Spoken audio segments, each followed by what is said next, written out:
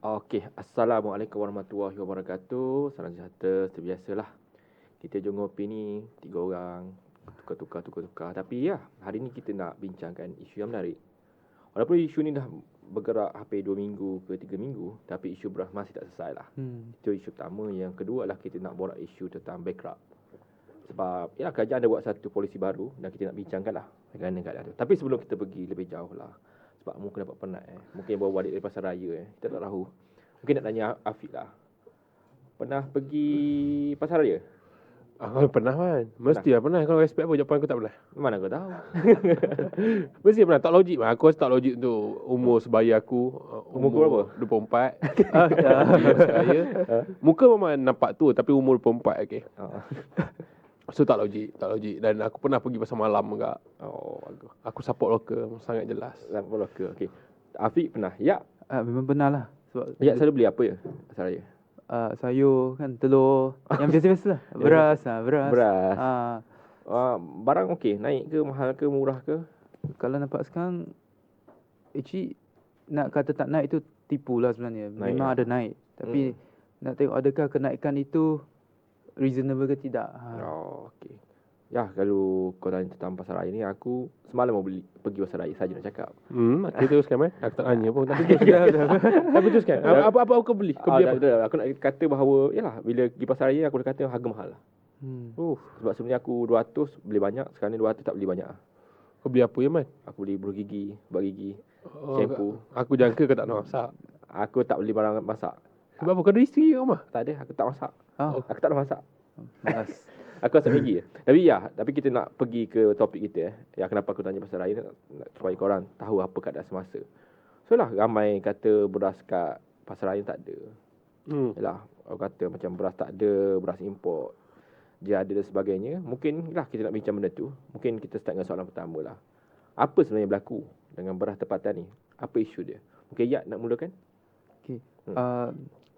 Kita nampak berita sebenarnya. India telah bukan hadkan sebenarnya, dia telah haramkan ekspor. Terus stop beras putih ekspor ke luar negara. So yang ni sebab apa? Sebab ada yang kata sebab pilihan raya dekat India, tapi kalau ikut realistically dihadkan sebab penawaran beras di India memang dah tak cukup. Jadi kalau untuk negara dia sendiri pun tak cukup, macam mana dia nak jual kat negara lain? Jadi India dah haramkan eksportan beras. Di Malaysia pun kurang lah sebab kita ekspor dari India, dari Thailand. Sekarang India dah tak ada, kurang lah beras import. Jadi kalau beras import dah kurang, demand untuk beras tempatan akan naik lah. Jadi sekarang yang kita nampak tak ada beras tempatan di pasaran, itulah sebabnya. Bila Yap kata okey ya, India haramkan lah, kita kata haramkan ekspor beras. Tapi menjadi persoalannya, itu beras import. Kenapa beras tempatan tiba hilang? Bukan hilang tu mungkin perkataan yang sangat subjektif, tapi kenapa orang mengatakan susah nak dapat benda tu? Mungkin ya Hafiz nak terangkan kenapa dia berasa macam semua beras import je kat pasaran, tak ada beras tempatan.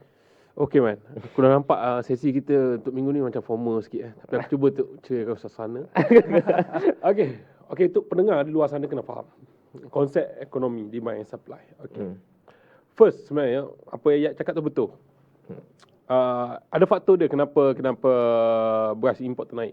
Dan soalan Aiman, kenapa beras tempatan boleh dikatakan tak ada. Okey, sebenarnya orang cari beras tempatan. Tempatan. Kena clear. Sebab apa? Sebab murah. So sekarang ni, apabila kita punya pengeluaran tak mampu tampung jumlah total, patut beras import datang. Itu pertama. Faktor kedua, kenapa benda ni berlaku? Ikut logiknya, apa benda ni berlaku? Okey. Pengeluar kat sana, dia banyak beras import. Kita kena faham. Dia sangat banyak beras import. So, macam mana dia nak untung lagi? Dia nak, orang kata apa? Aku nak maksimumkan keuntungan aku. So, orang nak beras tempatan. Beras tempatan murah. Beras import mahal. Kalau aku jadi penjual biasa, aku nak maksimumkan keuntungan aku. Aku tak akan jualkan beras tempatan. Aku bahasa mudahnya aku sorok dulu. Aku nak habiskan beras import aku dulu. Itu masalah berlaku dekat Malaysia. So maksud kau mengatakan bahawa aku tak kata siapa, tapi Peborong dan pengeluar sorokkan beras tempatan lah. Ya. Benda tu berlaku. Walaupun kita nampak benda ni tak realistik, tapi benda tu berlaku. So ini akan berlaku. Ada lagi tu yang aku tengok dekat social media, kat Facebook semua, ada yang menyatakan bahawa ada pengeluar beras ni, dia tukar beras tempatan dia kepada beras import. Macam mana dia tukar? Dia ambil beg plastik beras import, masukkan beras tempatan dalam tu. Sebab apa? Dia nak harga tu mahal. Dia nak harga beras import lah. Yes, dia nak harga beras import tu. Dia nak untung sebaik mungkin. So itu yang berlaku kan. Itu pertama. Itu straightforward kita faham yang berlaku. Yang kedua, kita faham kenapa beras tempatan tak ada. Kita punya faktor untuk keluarkan security makanan kita sendiri pun tak mampu sampai. Itu faktor kedua lah. Tapi benda tu bukan soal besar, sebab kita long term untuk kita naikkan beras tempatan kita, untuk make sure semua rakyat kita boleh makan beras. Ya. Itu bukan boleh saja ada tempoh sebulan 2 bulan. Itu gameplay 10 tahun, 20 tahun. So itu. Bila kau sebut benda ni, kita pun nak sampai. Isu security lah, security makanan lah, atau food security ni, dia bukan semalam baru berlaku. Tak silap aku zaman Pak Lah ni, Abdullah Badawi, mana ada bekas Perdana Menteri Malaysia. Memang isu ni dah dibangkitkan. Tapi bila Afiq kata bahawa tak ada kemampuan untuk kerajaan supply beras tempatan, aku menjadi berfikir adalah, kenapa bila berlaku isu baru kita nak fikir, padahal benda ni boleh dijagakan lagi. Sebab betul. Berdasarkan data, kalau kau tengok berdasarkan data, secara persentif, secara peratusan lah, beras tempatan 60% hingga 65% dalam range tu lah. Ada kata 3 tahun lepas 62, dia turun naik dalam range tu lah. Sikit lah. Sikit tu. Tapi untuk beras import statik atau sama, iaitu 27% selalunya. Tapi kita sedar bahawa kapasiti beras tempatan hanya 60 ke 65%. Kenapa benda ni tak pernah diselesaikan? Cuman, kenapa benda ni tak pernah diselesaikan? Dia ada percubaan untuk selesaikan, man. Contoh percubaan apa? Okey, sebagai contoh, aku pun tak nak sebut bekas Perdana Menteri ni, tapi the concept dia nak hapuskan orang tengah dulu. Dia dah selesai masalah. Before dia go ke tu, dia nak pastikan harga beras di keadaan yang stable. Dia nak hapuskan orang tengah. Dan ada juga man yang nak Negeri Selangor sendiri, Sekincan dah keluarkan 5 kali pengeluaran beras untuk tempoh setahun. Dan negeri lain tak terikut. Okey, Selangor dah selesaikan inisiatif sendiri. Dan kerajaan negeri lain tak selesaikan. Tapi bukan masalah kerajaan negeri bagi aku ni.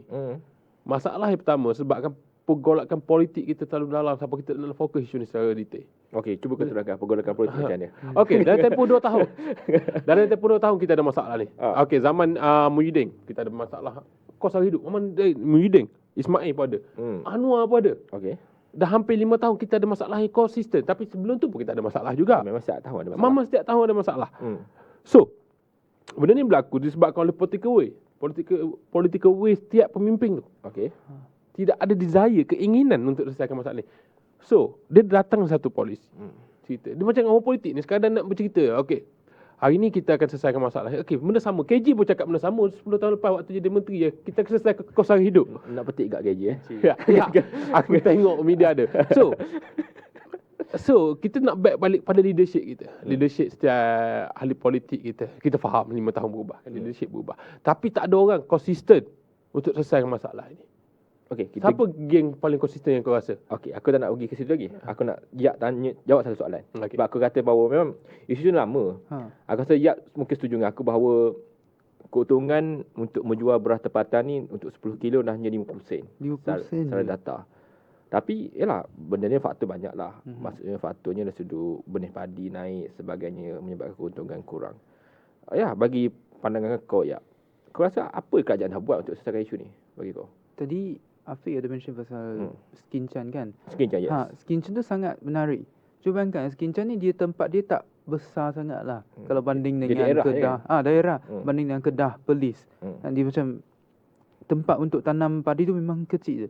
Tapi dia dapat hasilkan padi 5 kali dalam 2 tahun. Okay. Kalau kita banding dengan Kedah, Perlis ataupun Penang yang memang tradisinya tanam padi, dekat sana cuma 2 kali untuk setahun je. Yeah. Maksudnya dalam 2 tahun Sekincan ada extra tahun sekali lah. Sekali, betul. So kalau Sekincan boleh buat, kenapa teknologi ini tidak diluaskan ke negeri lain. Okey, bila kau sebut sekincan, aku percaya benda tu bukan atas percaturan kerajaan. Dia pergerakan sendiri kawasan tersebut. Dia bukan kerajaan kata, oh, sekincan kena 5 kali. Tak kan? Tak. Okey.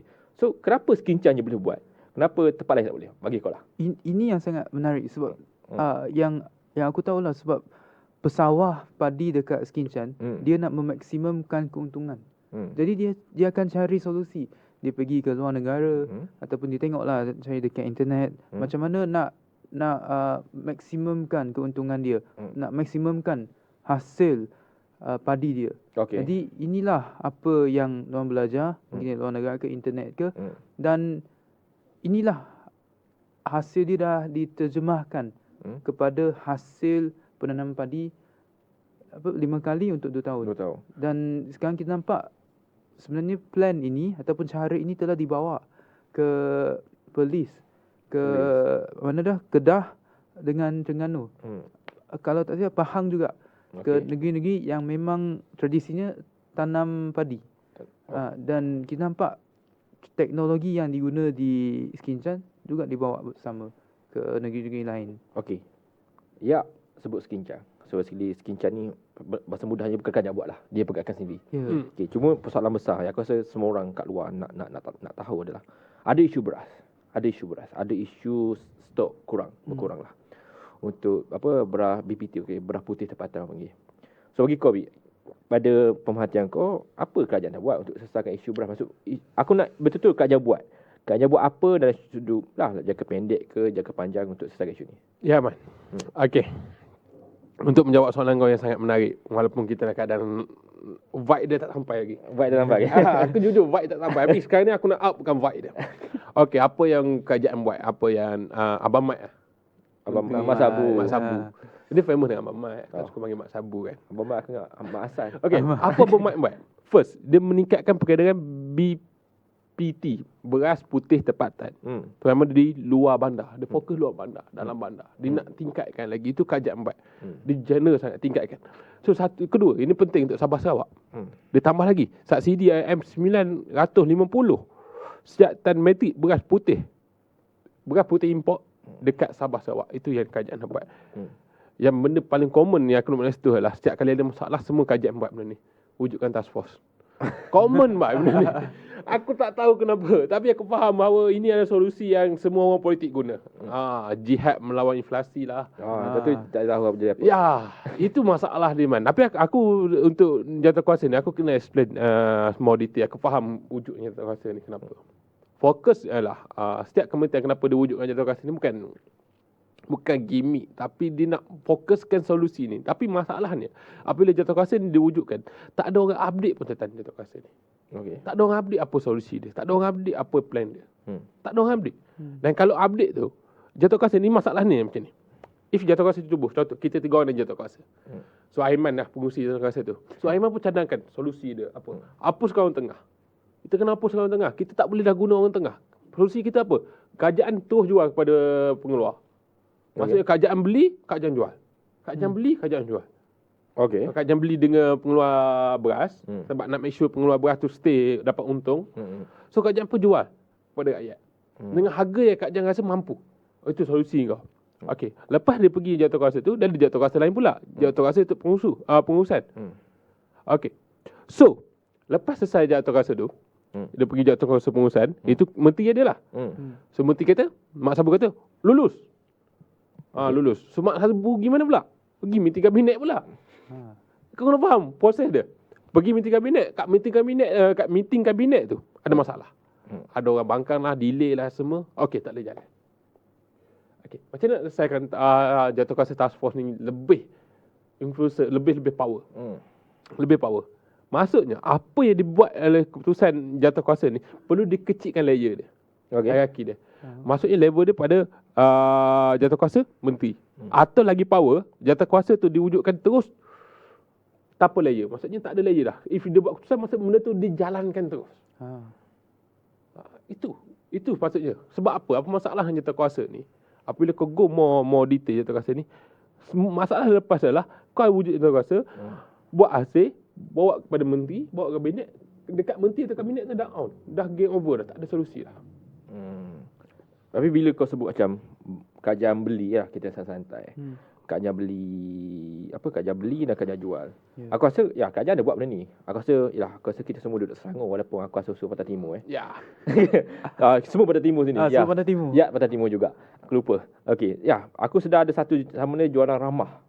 Sebenarnya jualan ramah ni copy paste Selangor punya je. Selangor ada jualan Hesas Selangor. Aku sebut apa? Jualan Hesas Selangor, GES. Betul. So kat Kesultanan sebut jualan ramah lah. Aku sedar bahawa jualan ramah memang dia jual beras. Tapi aku kena clearkan benda ni. Ini bagi aku adalah solusi jangka pendek. Tapi bagi aku benda ni apa dia buat lah, dia beri beras import. Dia ambil beras import, dia jual pada harga mahal RM1 pada harga beras tempatan. Maksud sini adalah beras tempatan RM13 contohlah. Dia beli beras import dan dia jual dalam RM15. So mahal RM1 bagi aku benda ni sangat-sangat short term, dan ini pun digerakkan oleh bawah perdagangan dalam negeri, bawah Fuzia Saleh. Fuzia Saleh nama dia, aku lupa nama dia sebenarnya.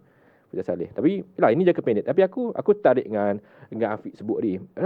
Kerajaan kena beli dan jual, Tapi sebenarnya kerajaan ni tak ada kuasa pun nak beli beras. Betul tak? Betul. Sebab nak beli beras ni bawah Benas. Okey, kena clear kat sini. Benas bukan bawah kerajaan. GLC pun bukan. GLC pun bukan. Aku rasa ramai confuse macam Puspakom. Ramai ingat Puspakom ni kerajaan. Sebenarnya Benas ni bukan kerajaan. Bukan GLC dan juga bukan hak milik kerajaan. Dia merupakan syarikat swasta. Yang dimiliki oleh Syed Mokhtar lah. Cuma kita pergi pada ke sangat detail lagi. Cadangan. Kita tahu ada masalah beras. Aku benda beras ni aku rasa zaman Pak Lah dah saya lama dah. Pak Lah buat macam-macam semua sebagainya. Mungkinlah mula-mulakan bagi kau sebagai orang Pantai Timur makan beras. Kau makan beras Beras. Aku takut kau makan mi. Aku nak confirmkan dulu. Okey, kau makan beras sama macam aku macam Afiq. Afiq makan beras Makan. Okey, Afiq makan beras juga. Bagi kau, apa solusi yang kau rasa kerajaan kena gerakkan yang tak dibuat lagi bagi kau? Yang aku nampak sebenarnya yang ni agak bukan susah tapi ambil masa. Yang kita semua sedar dan tahu sekarang, sebenarnya Benas tengah rugi. Dia syarikat swasta tapi dia tengah rugi sebab harga import terlalu tinggi dan dia tak dapat nak jual harga beras import dengan harga yang tinggi. So maksudnya dia terpaksa jual dengan harga yang rugilah, merugikan Benas. Jadi aku rasa sekarang sudah tiba masa ni untuk kerajaan beli balik Benas. Benas ni sebelumnya lembaga Padi dan Beras Malaysia. Lembaga Padi dan Beras Malaysia. Maksudnya dia bawah kerajaan Malaysia lah. Yes. So tapi masa zaman Tun 1996.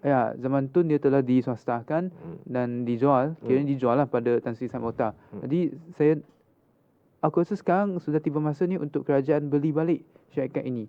Sekarang dia kan rugi. So kita boleh bagi offer yang lebih win-win situation lah. Win situation untuk beli balik syarikat ini dan kerajaan sendiri yang uruskan syarikat ini supaya kita dapat jaminkan bukan saja untuk beras tempatan tapi untuk beras import kita dapat sourcing dari negara yang lebih banyak selain India, Thailand yang memang kita tahu sekarang. Mungkin kita boleh beli dari negara lain dan kita boleh tambah stok import. Sebab kalau stok import tambah, demand untuk stok tempatan akan turun. Jadi kalau demand untuk tempatan turun, kita nampaklah stok-stok beras tempatan akan tiba-tiba muncul dekat pasaran. Sebab yang repackaging tu dah tak dibuat dah. Sebab harga import dah turun. So tak ada pun sebab untuk dia buat repackaging. Tapi bila aku nak tambah sikit lah. Bila kata kita beli Benas, aku setujulah. Aku rasa aku selari dengan benda tu. Sebab aku rasa aku agak pro pada kerajaan perlu kawal benda-benda yang penting. Bagi aku padi dan beras ni benda yang perkara penting lah. Cuma aku tak setuju jika kita fokusnya kepada peningkatan beras import. Bagi aku pembelian beras ni mesti ke arah fokus untuk naikkan kapasiti beras tempatan dalam pasaran. Okey, sebab apa? Bila kau sebut beras import, walaupun dia beli murah, akan ada masa beras import akan naik. Macam hari ni. Macam sekarang lah, macam hari ni. Bagi aku adalah bila kita sebut tentang food security ni, bahasa mudah lah, food security lah kemampuan negara itu menghasilkan makanan sendiri ataupun membuat satu proses supaya makanan itu terjamin. Bagaimana cara mengimport dan sebagainya. Tapi bagi aku sekarang ni aku sebut tadi 62%, something like that. Bagi aku lebih pro untuk beli beras. Akhirnya menggunakan beras sebagai orang kata operator lah. Operator untuk naikkan kapasiti BPT atau beras putih tempatan dalam pasaran daripada 62, 60 sampai 65% ni kepada 80%. Sebab aku nak kurangkan beras import. Aku tak perlu beras tempatan pun sedap je, walaupun lembek-lembek sikit. lembek kena jujur. Aku orang Pantai Timur. Bila makan beras Thailand dia sedap sikit. Aku tak nafikan makan dengan Buddha sedap sikit. Beras Malaysia ni kan. dia melekat. Aku tak apa boleh terima lah. Aku meraihkan lah benda tu. Cuma aku pro adalah kepada untuk meningkatkan kepada 80%. Macam kau sebut, macam juga Afiq sebut. Isunya kad Skincan dapat hasilkan 5 kali 2 tahun. Betul tak? 5 kali 2 tahun. Tapi di Kedah, Perlis, Pahang dan sebagainya hanya 4 kali. Betul? Tapi kan sorry, saya nak tambah ni. Teruskan. Sebab tadi Aiman komplain pasal beras tempatan tak sedap kan. Tapi kita kena ingat, beras dekat Skincan sebenarnya dia sedap sampai dia boleh branding beras Skincan ni beras yang premium. Ya. Kan? Betul. So sebenarnya dia kualiti tinggi. Kualiti dia berkaitan dengan teknologi dan cara penanaman. So kalau beras dapat bukan naik taraf tapi meningkatkan kualiti teknologi untuk menanam padi, mungkin beras tempatan kita akan lagi sedap dari beras import. Betul. Kan? Tapi bila sebut sedap ni aku tak sedap, bukan lain sedap. Aku tak ada kata kat aku. Cuma aku nak tambah. Yalah, aku setuju dengan Yap. Teknologi sangat penting. Aku punya plan adalah Benas menggerakkan satu SOP untuk digerak kepada semua pesawah. Okey, aku rasa Yap, Afiq setuju dengan aku. Isunya semua orang buat style masing-masing. Kalau dia rasa tahun ni aku nak sekalilah. Sebab dia kena faham, pesawah ni dia tak ada, kerajaan tak ada kuasa untuk tentukan berapa hasil dia perlu dihasilkan. Dia macam kau hasil tu kau jual, ikut kau nak buat berapa. Cuma bagi aku Benas ni patut jadi sebagai operator untuk memastikan bahawa apa yang berlaku kat Skincan boleh digerakkan di Kedah, Perlis, Pahang dan sebagainya. Dan Sabah sekali. Supaya kita pastikan bahawa kapasiti beras tempatan dekat pasaran mampu kita hasilkan mengikut kemampuan semua pesawah. Bukan ikut mood masing-masing. Tapi itu idea aku lah. Mungkin lah Afiq pun dapat penat, mengelamun sikit. Kita tanya Afiq pula supaya dia dengar sikit. Okey, tak ada lah. Aku setuju dengan point kau man. Aku setuju dengan apa yang kau ketengahkan. Kau big lah, maksudnya kau fikir bahawa Benas sepatut jadi operator yang terbaik. So point aku kat sini untuk cadangan aku mau pada detail. Aku faham bahawa peralihan anak muda ni, anak muda sekarang ni tak suka dah man kerja sawah padi. Mereka lebih seronok untuk kerja pakai office boy, semat kan. So mereka tak nampak dah apa kepentingan untuk kerja dalam bidang pertanian ni. Itu akan jadi masalah untuk future. Kalau kita nak go pada food security, itu akan jadi masalah. Nampak benda ni kecil tapi tak masalah. Okay, so macam mana solusi yang kau nak selesaikan masalah ni? Masalah ni berlaku apabila peralihan yang kita tak sedar ialah peralihan kepada mak ayah kita, kepada anak kita. Contoh, mak ayah aku lah petani. Maksudnya dia pengeluar beras lah. Dia ada bedan. Apa bedang apa panggil? Dia ada itulah, ada tanah lah, ada tanah lah untuk buat padi tu. So lupa tak? Dia ada benda tu. So apabila dia nak alih kepada anak dia, anak dia tak ada desire atau tak ada keinginan pun nak selesaikan masalah. Maksudnya tak ada keinginan untuk terlibat dalam sektor pertanian ni. So dia lepas. Maksudnya ayah dia yang tua terpaksa. So maksudnya tak ada generasi dia yang akan teruskan benda tu. Kalau kau nak go future lah. Okey, teruskan. So kalau kau nak go future, ni kebaikan. Sektor pertanian adalah sektor yang biasa anak muda lupa. Anak muda akan pandang bahawa benda ni tak style, not my style lah. Not my style. So style anak muda sekarang dia nak kerja band, nak kerja corporate, pakai kemeja semua. Pakai kemeja. Kalau boleh nak jual produk produk-produk kecantikan sikit, kosmetik sikit. Itulah style anak muda. Kita memahami anak muda ada hak dia nak memilih. Tapi kita kena bagi desire tentang sektor pertanian ni. Kalau tak ada anak muda yang ambil, so macam mana future kita nak nanti? Itu yang pertama. Yang kedua, yang ni biasa berlaku dekat pertanian, dekat semua industri pertanian. Itu orang tengah. Orang tengah ni berlaku. Orang tengah ni, aku explain. Mungkin untuk orang faham, orang tengah ni adalah orang yang offer service. Offer service tu apa? Contoh, aku orang tengah, Aiman keluar beras, pengeluar beras. So aku nak beli Aiman beras. Aku cakap, Man, bagi aku beli kau 5 tan beras dengan harga ni. Aiman sebagai pengeluar beras, dia mesti nak. Sebab apa? Dia tak nak ambil rugi pun.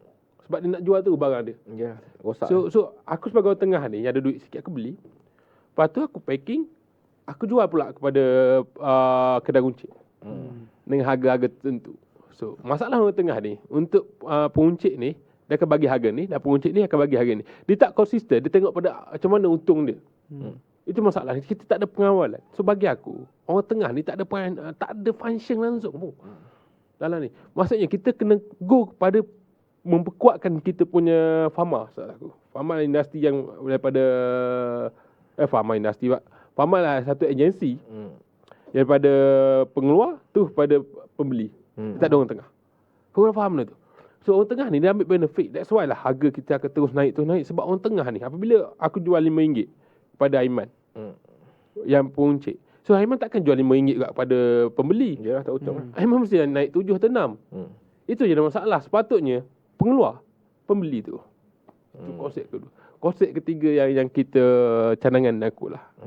Cadangan aku lah berkaitan dengan ketiga lah. Walaupun aku ambil masa panjang, biarlah panjang sekali. Teruskan lah kan. Nanti aku nak tanya. Ketiga, yang semua orang nampak bahawa kerajaan spend terhadap subsidi beras ni dah lama dan dah banyak kerajaan spend. Dan motif kerajaan spend kepada subsidi ni kenapa? Sebab dia nak kawal. Dia nak kawal harga. So pengeluar still untung lah. Okey. Pengeluar still untung. Sebab apa? Kerajaan beli ikut harga pasaran. Pada pembeli tu, masa pembeli ni kita lah. Pembeli ni kita. Kerajaan bagi subsidi pada pembeli tu. Pembeli dapat benefit lah. Tapi pengeluar still untung. Dia still untung sebab kerajaan support kau. So, pada kita spend pada subsidi ni man. Ini general lah. Aku buka untuk perbahasan yang sangat detail. Pada kerajaan spend pada subsidi beras, apa kata kerajaan spend pada gaji? Okey, maksud kau gaji progresif. subsidi pada beras ni ditukar kepada gaji progresif. Apa-apa yang untuk kau spend pada tu. Untuk naikkan kau punya kos sara hidup. Maksudnya untuk kurangkan. Okey. Itu aku punya. Atau kerajaan spend kepada bukan gaji saja, kerajaan go pada gaji minimum tu. Maksudnya pengguna subsidi tu spend sana. Okey. Mungkin ni kau boleh jawab kalau kau setuju ke tak. Cuma aku nak tambah satu point Afiq tadi. Mula-mula kau kata bahawa orang muda ni tak suka dia menjadi pesawah sebenarnya. Bagi aku lah, mula-mula bagi aku persepsi ni persepsi yang negatif lah. Aku rasa macam ni, pandangan aku tentang orang muda, kita semua orang muda. Dia melihat bahawa benda menjadi pesawah ni tak untung. Dia bukan sebab benda yang tak style. Dia rasa benda tu adalah benda yang tak untung. Tapi sekarang memang tak untung. Sebab apa aku cakap benda ni? Sebelum ni pertanian bukan benda yang sangat, pertanian dengan peternakan lah.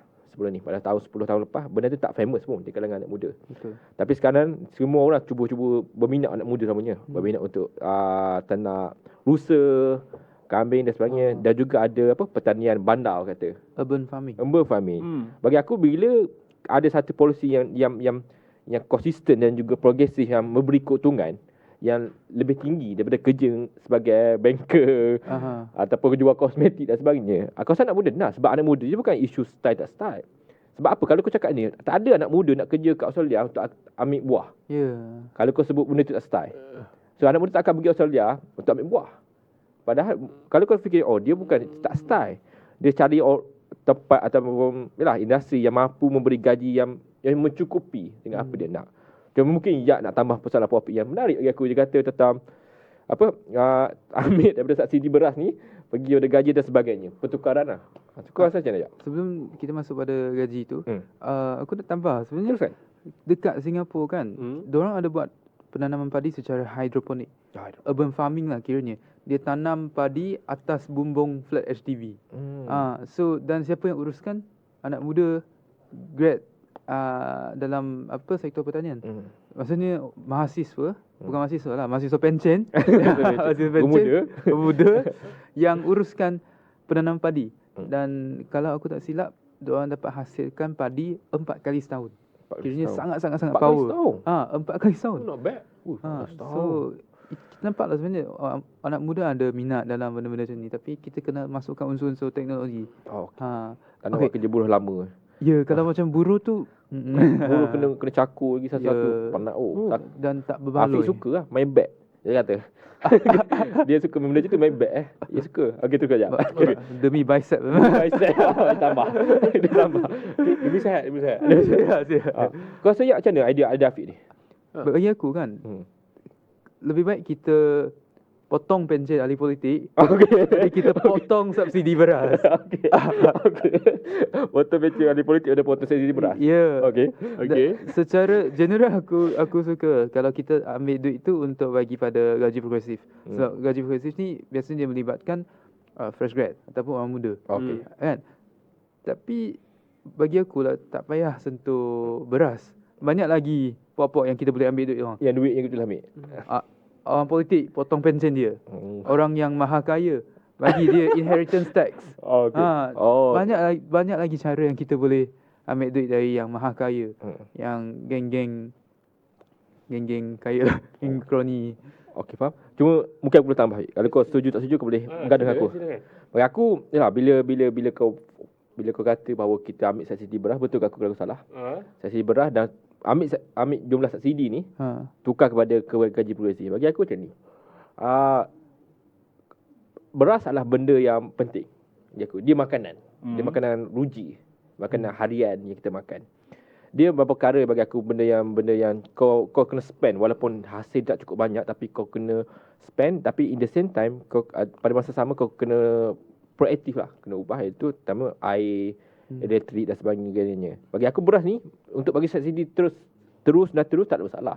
Tapi apa yang menjadi masalah lah macam aku cakap lah, pengurusan tu. Dia masih buat style lama, maksudnya tak terkawal. Satu, aku setuju dengan Yak ni, beli beras jadi operator. Itu poin besarnya. Bagi aku tak setuju untuk ambil subsidi beras yang kerajaan bagi dan beri pada tu. Sebab apa? Akhirnya, bayangkan kalau dengan subsidi pun utuh 50 sen, bayangkan tak apa subsidi. Bayangkan tak apa subsidi. Berapa banyak untung, mungkin negatif. Dan siapa nak tanam beras? Siapa nak tanam beras? Itu jadi masalah bagi aku. Kau rasa macam mana? Aku buka untuk perbincangan. Sebab pandangan aku sangat pro pada free market. Kau jangan. Kita berlainan lah. Aku tak suka kajian kontrol. Tiba. Aku pro pada free market. Tapi aku faham bahawa beras ni macam Aiman cakap, makanan uji yang perlu dikontrol. Perlu dikontrol. Sebab tak semua orang boleh. Kalau kau tak kontrol, sebab ni makanan yang setiap orang makan. Yes, semua orang. Dia akan jadi masalah. So free market mungkin kita tak pakai untuk turn beras ni. Aku setuju dengan kau, tapi aku nak tinggal persoalan dengan kau. Kan? Boleh kan? Izinkan. Boleh. Dulu. Okey, kita bincang more long term, short term pasal isu beras lah. Masalah dengan beras ni, daripada zaman Piramli lagi kita ada masalah beras ni. Piramli, okey. Lama-lama lagi kita ada masalah beras ni. So apa kau expect 20 tahun, 30 tahun ke depan? Okey, kalau kau punya idea adalah Benas jadi operator untuk control gameplay ni. So Benas jadi JC kerajaan lah. Itu idea kau. Betul. Okey, maksudnya jadi operator. Begitu. Sebahagian lah. So macam mana kau nak make sure selain pada operator tu Benas untuk selesaikan masalah ni, adakah kau rasa patut untuk kerajaan take over secara direct tu? Okey. Secara direct maksudnya tak ada Benas tu take over direct. Okey. So kerajaan tak apa guna beras tu, kerajaan kementerian kementerian padi lah. Kementerian padi aja tu take over. Sebab benda ni dah dia ada masalah sebab ni makanan uji dan kalau benda ni naik dia membuatkan kemarahan rakyat tu. Okey. So aku jawab dulu lah. Boleh tak? Okey. So soalan Hafiz bagi aku ya, basicnya adalah adakah kau setuju jika kita tak guna beras, kerajaan direct uruskan padi? Okey, macam ni. Aku dasar pentadbiran aku sebut ataupun idea pentadbiran aku adalah ada beberapa perkara yang tak boleh diuruskan oleh orang politik. Okey, kenapa? Contoh, kenapa aku setuju JSC macam TMB, I ni mesti negeri ada masing-masing, I Selangor, Syabas dan sebagainya lah. Tapi untuk padi benar. Kenapa aku setuju untuk dia stay? Okey, bahawa kena pastikan bahawa penjualan padi ni bisnes. Dia kan urus tak berkatnya sepatutnya. Dia bisnes. Tapi benda ni perlu dikawal sebab dia benda penting. Bayangkan jika kau tiba-tiba hapuskan beras, tiba-tiba ada satu kementerian padi, tapi menteri dia adalah belajar engineering. Aku beri contoh. Bagaimana nak faham bahawa proses penjualan padi ni bagaimana? Sebab bila kau buat dari JSC boleh latih orang yang pakar lah. Orang yang corporate, kita sebut corporate. Ataupun rasa politik, sebut teknokrat dan sebagainya lah. Aku nak bahawa pengurusan-pengurusan ni bukan hanya bergerak sebagai politik. Ini bukan bergerak sebagai politik. Dia bisnes, tapi bisnes yang yang utamanya adalah kepentingan dari rakyat. Bukan macam style kapitalis, kepentingan utama dia lah kepada profit. Bagi aku tak setuju untuk hapuskan benar kerajaan kawasan sebenarnya. Bagi aku benda tu tak adil. Dan benda tu tak bagi manfaat pada jangka masa panjang, akhirnya bersifat politik. Dan lagi senang untuk ada corruption.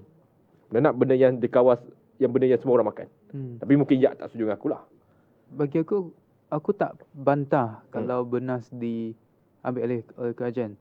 Tapi cuma ada satu point lah, sebab kita pun tahu kerajaan kita ni akan tukar 5 tahun sekali. Bukan 5 tahun. Sebelum ni 3 tahun sekali. So takkan tiap 3 tahun kita nak tukar chairman. Bukan chairman lah, macam ketua menteri, pengarah ataupun menteri padi. So dia tak ada continuous. Dia tak ada continuous plan. So bagi aku lah, lebih baik benas dia kekal sebagai satu syarikat yang kita dapat kepakaran daripada sektor mungkin corporate teknokrat lah teknokrat. Dan pada masa yang sama kita juga ada sokongan daripada kerajaan. So dia berfungsi sebagai macam JLC, tapi kerajaan juga akan backup. Sebab yang ni dia melibatkan banyak subsidi. Takkan kita macam nak biar dia mati je. Betul. Tak, kerajaan juga kena backup. Dan pada masa yang sama kerajaan juga boleh buat polisi untuk tetapkan harga beras tempatan. Contoh kalau gaji rakyat dah naik, sebenarnya kita pun tak perlu pun set harga ceiling yang rendah macam sekarang kan. Dia ikut gaji semasa. Dia boleh naikkan harga ceiling supaya dia lebih macam apa yang Fik mention, lebih free market lah. Dia separuh free market. Dia dikontrol. Dia dikontrol tapi lagi free. Atau bahasa politik semi demokrasi. Tapi itu jawab. Kau pula, kau tak tanya soalan, kau diam. Kau rasa macam mana? Ya soalan kau tu. Aku jawab pula. Soalan aku jawab. Okey. Last pada aku pendek. Pendek ringkas je. Ringkas je. Aku sangat personal, aku tinggal soalan, aku tengok kau punya ideologi. Mana aku cakap aku tak suka kajian kontor everything. Aku sangat percaya pada free market. Aku lebih seronok untuk market tu yang buat keputusan. Maksudnya dia benda ni kau nak faham. Konsep beras ni demand and supply. Demand and supply, straightforward demand and supply. Kalau kau biarkan dia bebas, dia akan naik kakao punya. Tapi dia naik kakao punya, dia akan turun kakao juga. Depend. Dia depend pada supply and demand. Contoh, kau tahu lah beras ni menguntungkan. Contoh kalau kita biarkan free market gameplay ni. Aku punya idea lah. Korang punya ideologi kajian kontor. Korang politician. Korang politician. So korang nak control everything yang ada. So aku faham. Korang nak control apabila korang nak control semua, maksudnya aku jadi hero dalam gameplay ni. Orang politik suka benda tu, sebab dia nak jadi hero. Kena faham. So gameplay aku free market. Free market macam mana man? Okay. So kalau kau biarkan harga beras ni kita biarkan beras ni dimainkan oleh golongan corporate. Maksudnya free market lah. Semua syarikat. Okay. If kita nampak bahawa beras naik, dan beras ni makanan yang kau kena ada. Kau naik punya. Makin ramai akan nak masuk industri beras ni. Maksudnya contoh, beras dah naik. Dan pengeluaran beras naik kakao, orang kena beli juga walaupun naik RM50 ke RM60, orang tetap beli juga. Sebab dia nak makan benda tu. So apabila naik, orang yang menampak ni, ini peluang bisnes bah. Dia kata, ini peluang untuk aku buat bisnes. Aku masuk kat industri. Kalau aku masuk industri ni, supply akan banyak. Dan supply akan banyak. Belain tak boleh. Okay. Kalau supply semakin banyak, harga tu makin turun. Dia akan semula jadi turun. Sebab dah ramai orang dalam industri ni. Dan tapi untuk 10 tahun ke depan, benda tu akan berulang-ulang. Kau faham gameplay tu? Rakyat akan rasa susah dan rakyat akan rasa benda ni murah pula. Dia berulang-ulang. Sebab tu aku sangat percaya pada free market. Konsep dia. Ini apa konsep teori ekonomi yang kata diguna pakai lah. Ini teori. Dah praktikal tak pernah berlaku pun. Benda tu logik. Benda ini untuk sebelum kita pergi ke topik sebenarnya lah. Benda yang Afiq sebut logik. Tapi mungkin mengaku mungkin ada pendapat sama, mungkin beza. Kau politik aku faham. Kau nak kontrol dia ada satu sifat dalam ekonomi disebut sebagai oligopoli. Ataupun bahasa mudahnya suatu market industri tu tak akan ramai masuk sebab perlukan modal besar. Itu kerisauan aku dalam isu beras. Kau kata betul, secara basicnya orang nak masuk. Tapi macam mana kau nak masuk? Kau kena benas lawan syarikat-syarikat besar ni yang perlukan modal besar. Aku bagi idea kau sebagai orang politik. Aku bagi idea kau. Kalau sama masalah ni aku bagi idea untuk kau dua sebagai orang politik yang nak masuk gameplay ni. So kau tahu modal besar perlu kan. Orang politik kena invest lah dalam tu. Apa kena invest? Kena invest, kau kena masuk gameplay tu. Aku tak setuju orang politik ada bisnes. Aku tak setuju. Aku tak tahu. Tapi aku tahu orang politik dia kena ada bisnes untuk make sure dia terus kekal berkuasa. Oh, aku tak setuju. Aku faham. Sebab aku tak pro orang politik sangat ni. Diorang ni politician. Diorang tak jujur tadi. Tolonglah, be honest lah. Aku tak setuju. Aku tak ada bisnes. Tapi Afiq sure tak dalam Bernas tak ada orang politik? Ada. Okey. Cantik. Aku rasa kita dah sampai mood kita cantik sekarang. Kan? Tapi aku agak setuju. Okey. Kau punya idea apa ni? Aku lupa. Aku punya idea. Aku setuju Bernas. Bernas kena ada. Okay. Aku setuju dengan kau. Apa? Setuju dengan kau. Setuju dengan kau. Sorry. Aku dah pening sikit. Aku tak setuju dengan kau. Okey, kajian masuk campur lah gameplay kau. Pasal soalan kau oligopoli macam tu selesai dia. Kan? Oligopoli bahasa mudahnya lah. Bahasa mudah lah. Kita boleh kata monopoli juga. Cuma company-company besar yang boleh masuk. King yang boleh masuk kan. Okay, King ni biasanya dia ada funder-funder luar dia. So orang politik dia faham lah kan. Dia memang macam syarikat ni ada funder. Syarikat ada modal. Okay, orang politik dia faham gameplay ni. So if ada King, contoh kita tak King company A, company B, company C. Ni King tau. Ni King. So maksudnya company D nak masuk. Takkan King ni menang kan? Kan? King ni takkan menang kan? Kau nak faham. Dalam market ni King ni akan make sure D ni tak boleh masuk langsung. Sebab aku nak stay control that market ni. Ya, orang pakai kartel. Kartel. Bahasa mudah. Bahasa mudah ya. So macam mana kita nak make sure ada King yang baru pula benda ni? Macam soalan Aiman ni dah. Kena ada modal yang besar. So, ini yang seronok free market ni. Ini yang aku seronok free market. Sebab apa? Dia nampak keuntungan tu. Dia juga melatih manusia untuk push that limit dia. Macam mana saya masalah ni? Dia perlu buat. Okey. Saya masalah ni, nak perlukan modal besar. Dia perlu gabungan company untuk jatuhkan King ni. Biar dia bergaduh sama-sama sendiri. Itu King dia. Benar. Pembedahan dia sangat jelas man. Sebab apa aku suka free market ni Aku tak suka kajian masuk campur. Sebab dia tak melatih satu. Dan dia memanjakan. Bagi aku untuk 10 tahun 20 tahun ke depan dia sangat memanjakan rakyat. Okey, sebab aku tak nak benda pergi jauh. Aku tak nak begini je. Aku tinggalkan untuk orang ramai. Untuk orang ramai bahawa benda yang pernah berlaku bukan kat Malaysia, kat Malaysia ada tapi aku nak sebut Malaysia lah. Benda ni pernah berlaku di US. Sektor kesihatan dia. Sektor kesihatan dia memang 70% adalah swasta. Aku nak orang ramai lah. Rakan-rakan kalau sana sidik. Adakah teori yang disebut oleh Hafiq ni kenapa tak jadi kat US sektor kesihatan dia? Aku tinggal benda tu. Aku tak nak panjang, nanti panjang sangat. Okey. Gaduh. Okey. Aku be fair lah. Dalam gameplay ni seorang lawan dua. So kita kena faham bahawa dua-dua dia orang politik. Kena dengar. Dua-dua dia orang politik. So diorang akan cuba untuk kontrol dengan baik-baik. Diorang akan cuba untuk kontrol gameplay ni sebab apa? Sebab diorang nak benefit. Diorang nak jadi king dalam benda ni. Kalau diorang selesaikan masalah ni, confirm diorang akan dapat. Okey. So perdebatan ni tak pernah dibuat pun. US pun fair dalam gameplay dia. US. Okay. Tapi kita soal ni, kita nak fikir future. 10 tahun 20 tahun ke depan macam that society masyarakat dibina tu. Itu kita nak fikir kan. Kalau kita teruskan dengan sistem ni 20 30 tahun kita dah memanjakan. Memanjakan. Okey, tak apa, aku tinggalkan lah. Aku tinggalkan. So, kita bincang panjang tentang isu beras. Afiq pun dia kata dia bukan politik tapi ayat dia macam politik betul. Tapi aku tak nak pergi ke situ. Cuma kita pergi pada isu bankrupt. Okey, kenapa kita bangkitkan isu bankrupt? Sebenarnya macam ni. Dalam Jungopi ni, kita orang setiap hari Jumaat akan post macam tanya soalan dekat Instagram story.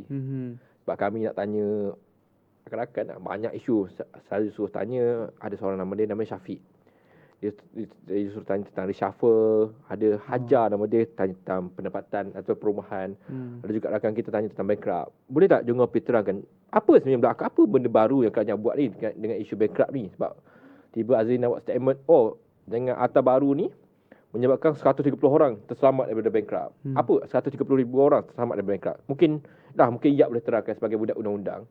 Apa sebenarnya benda baru dengan isu bankrupt yang dibuat oleh kerajaan Madani ni?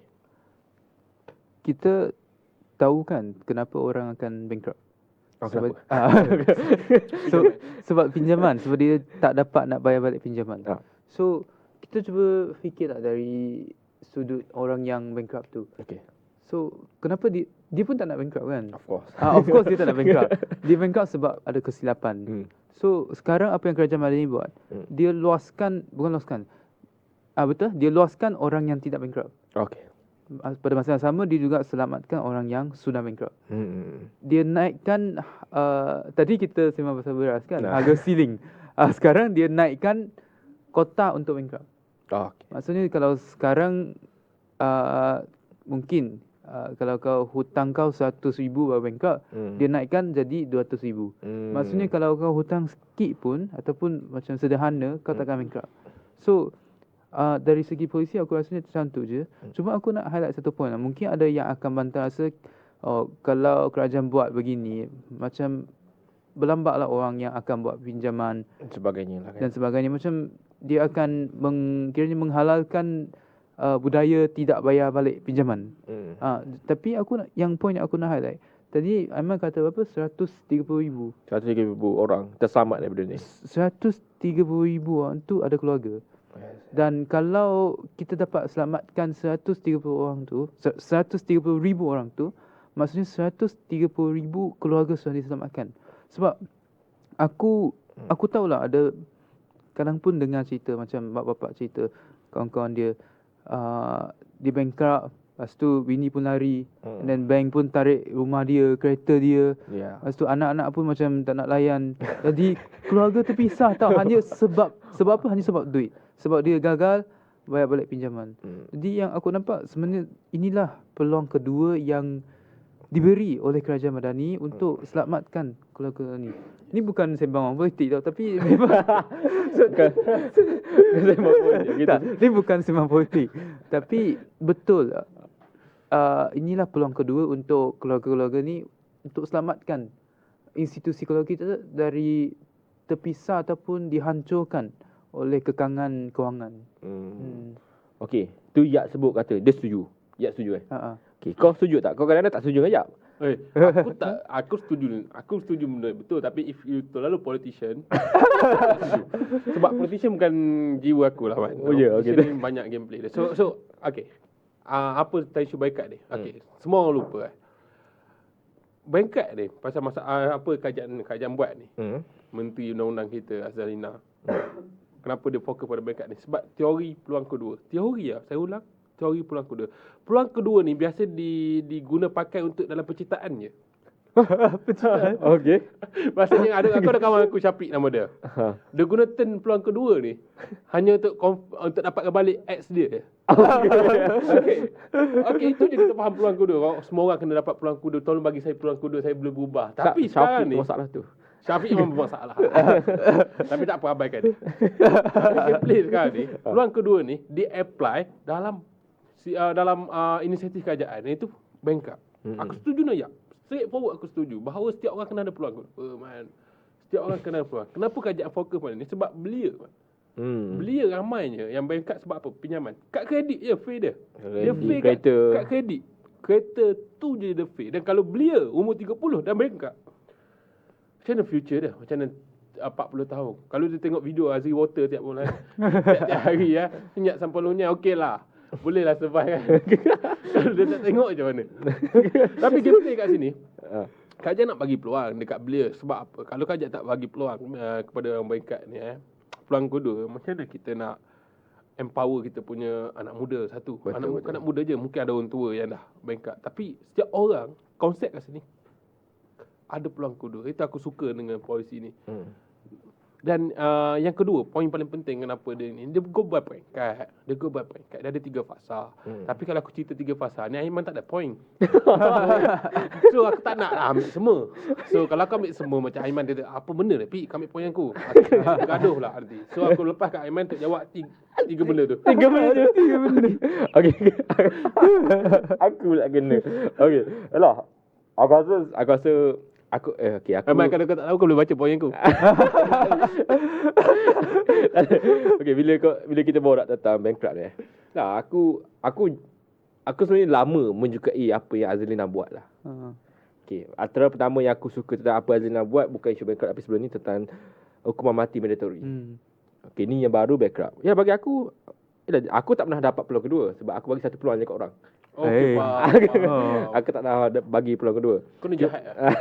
Cuma bila Afiq kata apa yang menarik, Yak kata tentang apa sebut kuartal lah kan.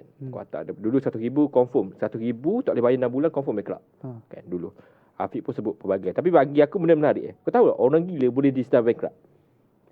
Sebelum ni. Orang gila bayangkan. Dia bekerja, tiba dia stres, dia gila Tapi gila tak menghalalkan hutang kau. Okey, tapi kau akan berhutang lah. Kau takkan bayar, memasuk kau bankrupt. Tapi dalam isu ATA baru ni, ataupun bukan ATA lah, kita kata perbaharuan. ATA ni adalah orang dikategori sebagai masalah mental, mengikut ATA kesihatan mental, akan diketepikan sebagai bankrupt. Itu pertama. Itu penting bagi aku. Sebab kita kadang-kadang tak sedar. Ada orang gila, bukan gila je lahir. Mungkin dia gila 40. Stres tengok Afiq selalu gila. Dia gila. Tahu dia gila sebab kau man. Tapi kalau aku digilai. Kau digilai. Tak, digilai. Macam gila-gila Afiq tengok perangai, tak okey gila. So dia akan tiba-tiba dia hutang 1,000, dia bayar sebenarnya. Tapi sebab gila tak bekerja semuanya, 6 bulan dia akan gila. Dia akan dikategori sebagai bukan bankrupt. Yang pertama. Yang kedua adalah 70 tahun ke atas. Maksud 70 tahun ke atas ni, bila orang berusia 70 tahun ke atas, diukur oleh Jabatan Insolvensi bahawa dia tak ada kemampuan untuk menghasilkan pendapatan, dia akan diketepikan ataupun diistilahkan bankrupt, akan diketepikan diistilah bankrupt. Okey, mungkin orang tanya, apa masalah kalau kau istilah bankrupt orang je? Dah dia salah. Dia tak mampu bayar. Macam tengok Afiq gila, tak mampu bayar sebagainya. Kena kau balik tak kira. Dia menyebabkan, orang kata, apa benda negatif? Okey, semua orang kena faham. Isu bankrupt ni sangat teruk. Bila bankrupt, semua aset kau akan, aku tak nak sebut benda ni, tapi disita ataupun dia ambil alih oleh bank. Okey, itu pertama. Yang kedua adalah, bila kau dah ambil alih oleh bank, maksudnya kau tak ada aset. Bila kau tak ada aset, kau tak boleh bekerja. Sebab apa? Sebab isu tentang bankrupt ni adalah, bila seorang tu bankrupt, dia tak boleh bekerja dalam 3 sektor. Sektor kewangan, bank dan sebagainya. Dan juga pada masa sama, dia juga tak boleh ada bisnes. Itu jadi masalah. So bila benda ni berlaku, menyebabkan orang tak ada pendapatan. Orang bankrupt akan susah nak ada pendapatan kecuali mak ayah tolong. Atau ke mak ayah lah, orang sekitar dia lah tolong dia. Dan bila ada ATA baru, bagi aku sangat membantu, terutama belia. Aku setuju apa yang Afiq kata tadi. Mengikut data tahun 2017 hingga tahun 2021, 23% daripada jumlah orang bankrupt, 23% daripada jumlah orang bankrupt adalah belia. Jumlah yang besar lah. Mereka 23%. Belia, bayangkan, belia ni yang baru 35 ke bawah lah, dah bankrupt. Bayangkan, dia ada mungkin hidup usia orang Malaysia ni 80, 70 ke 80. 40 tahun dia tak ada buat apa-apa. Sebab orang kata, buatlah kat kredit. Kat kredit pun kau ada limit 1,000 je. Banyak masalah bankrupt ni. Aku setuju. Kita pun tak nak cakap banyak. Kita setujulah. Bagi aku, Azrina buat kerja sangat baik. Aku nak bagi pujian pada Azrina. Dia buat 2 reformasi. Orang kan marah dia. Okay. Sebelum kita kena gimana? Sebelum kita tutup, aku rasa benda ni kena dibahaskan. Okay. Apa? Aku ada kenalan juga lah. Yang tak sokong terhadap polisi ni. Benda ni pelik sikit kenapa tak sokong. Tak sokong sebab dia nuntut periuk nasi dia. Periuk nasi apa? Sebab apa? Rumah lelon yang bank buat tu, bank ambil daripada orang yang bankrupt ni lah. Jadi rumah tu. So apabila peratusan bankrupt dah dikurangkan, semakin banyak lah rumah lelon yang tak ada. Okey, dah kurang lah orang yang ambil, yang main game-game tanah ni. Ejen tanah ni. Dia kurang lah income dia sebab dia beli rumah melalui rumah lelong je, dapat untung situ. That's why lah, side negatif dia. Industri rumah lelong ni kita panggil yang di bank ni sudah dikurangkan. That's why lah. Kawan aku tak berapa pro sangat idea ni. Sebab macam aku cakap dalam episod sebelum ni, manusia akan memberi reaction apabila terkena dia je. Okey, betul. So aku sebelum tutup dah main, aku nak tinggal soalan dengan bankrupt. Soalan lagi. Dua. Mak Yak tak explain pasal bankrupt. Kan? Yak macam tu tulis. Soalan kat Yak. Tak ada kakak. Dua. Okey. Simple. Pasal bankrupt ni. Okey, kita go pada more detail. Aku nak more detail pada bankrupt ni. Okey. Kalau kau lebih ramai orang tak bankrupt, macam Yak kata, lebih ramai orang pinjam. Kan? Kau melahirkan lebih ramai orang tak bayar hutang dia. Apabila bank buat macam tu, apabila lebih ramai bank rasa macam orang tak boleh bankrupt lah sebab tak apa lagi, kau tak rasa ke bank akan kurangkan, akan ketatkan lagi syarat-syarat kau untuk buat pinjaman? So kalau bank dah ketatkan syarat kau buat pinjaman, macam mana orang yang ni nak, maksudnya orang nak baru nak up tu, nak buat pinjaman dan dia nak invest dalam apa-apa dia nak buat dengan pinjaman dia. Faham? Ya, dulu. Aku senang je macam ni. Bila Afiq kata aku nak sesimpel mungkin. Bila orang dapat peluang kedua, maksud kau mengatakan orang tu susah dapat loan, semua pinjaman semua sebagainya sebab dia pernah declare bankrupt. Okey, bagi aku tak salah bank buat benda tu. Sebab kau ingat, peluang kedua ni tak mestinya kau buat budaya lama kau. Kau budaya lama kau main buat pinjaman je. Bagi aku tak salah untuk bank ketatkan. Itu menyebabkan kau dapat peluang kedua, apa reformasi lah sebut. Reformasi kepada individu tu, dia perlu buat sekarang. Apa benda yang aku perlu kawal? Adakah benda aset yang aku rasa benda yang tu kehendak aku boleh jual dan sebagainya. Bagi aku tak salah untuk bank ketatkan. Sebab kita nak pastikan bahawa peluang kedua ni dia buat dengan cara betul dan akhirnya budaya lama yang boros tu tak berlaku. Mungkin yang nak tambah sikit. Ya, aku nak apply teori free market kejap. Okay, so cuba bayangkan lah kalau kita ni sebagai bank, macam tiba-tiba kaya sebagai bank, tak salah pun bank kalau nak ketatkan ketatkan syarat untuk orang buat pinjaman. Dan tapi kan pada masa sama kita kena fikir, kalau bank diketatkan untuk semua, maksudnya sales dari pinjaman juga akan berkurang. Jadi dia kembali pada prinsip free market. Kalau sales untuk pinjaman kurang, di mana bank nak cari keuntungan? So kalau bank nak ketatkan pun, aku tak rasa dia akan ketatkan sampai menyusahkan orang. Ya, betul. Mungkin dia akan buat macam checking semakan yang lebih ketat, tapi dia takkan macam nak tutup habis. Ya, tutup habis ataupun betul-betul nak menghalang kita daripada buat pinjaman. Dan untuk yang macam let's say lah, contoh yang sepatutnya bankrupt tapi sebab peluang kedua ni dia dah tak bankrupt.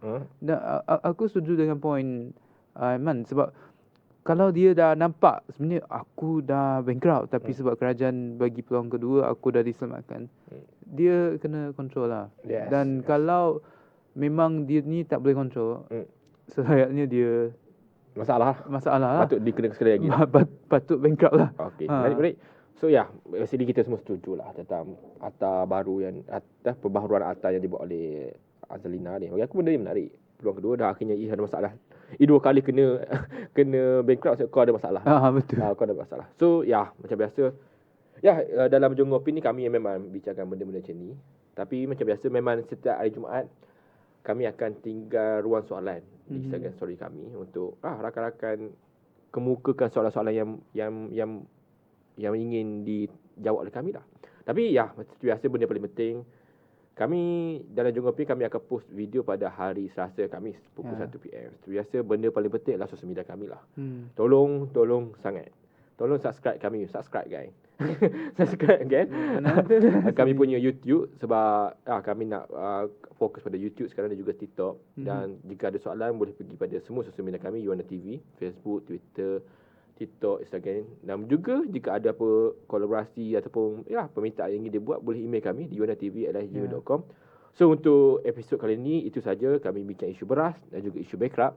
So semoga kita berjumpa lagi. Sekian, terima kasih.